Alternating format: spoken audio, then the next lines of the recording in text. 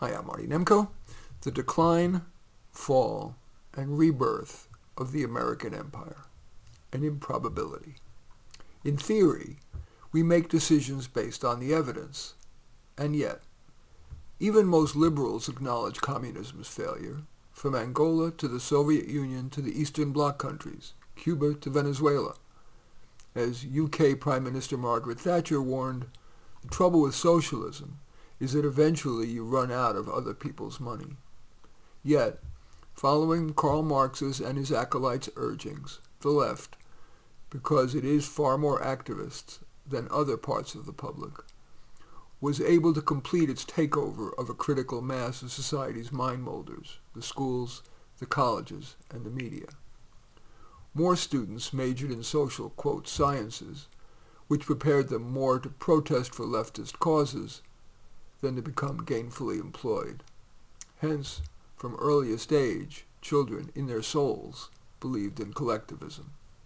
From there, everything followed. Laws replacing private ownership with state ownership, with much celebration of the triumph of the socialist, quote, ideal. Government forced employers to redistribute ever more to the have-nots. For example, security of employment even for marginal employees, paying 100% of health care, with employees having no skin in the game, bestowing yet more rights to sue the employer. More and more lawyers made their living by suing employers, as well as suing local governments that, despite protesters and media agitation, would not fall into line. So by design, government became harder and harder leftist, and more businesses went out of business.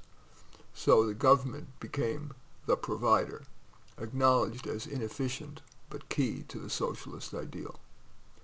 But like the frog in the pot that didn't realize the temperature was slowly being increased until it was too enervated to jump out of the pot, quality of life declined. No single-family homes, smaller apartments, fewer and worse choices in the supermarket, and eventually many empty shelves but full favelas, homeless encampments as far as the eye could see. For a while, the proletariat was kept at bay with its belief in the ideal, and because the government legalized the anesthetizing drugs, which produced the norm of the hazed non-worker, the U.S. equivalent of the Soviets' vodka drunks.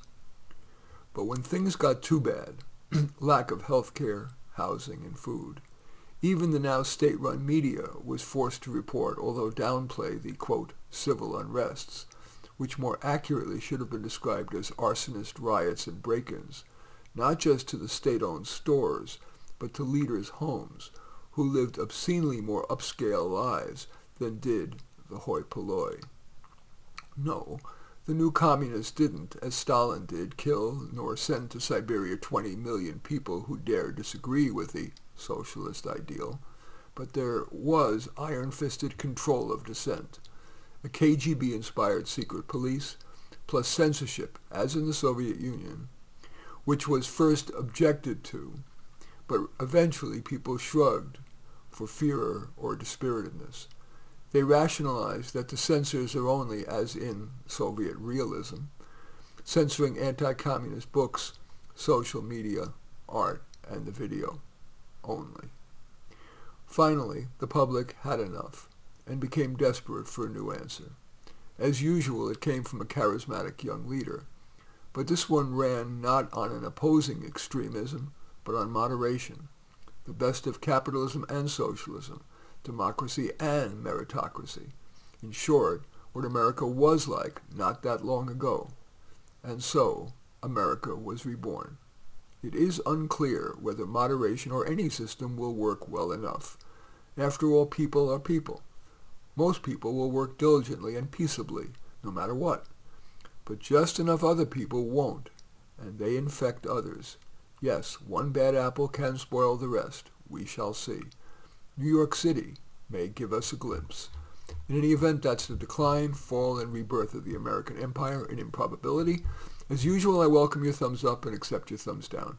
I always look forward to your comments, and especially like it if you hit the share button below. Share on your social media so that my efforts can have broader impact. and I am flattered if you choose to subscribe to my channel, and certainly would welcome you taking a look at any of my 35 books. Perhaps most relevant is A Dose of Reality and Thought Experiments, but all 35 are on Amazon. In any event, I do thank you for watching. I am Marty Nemko.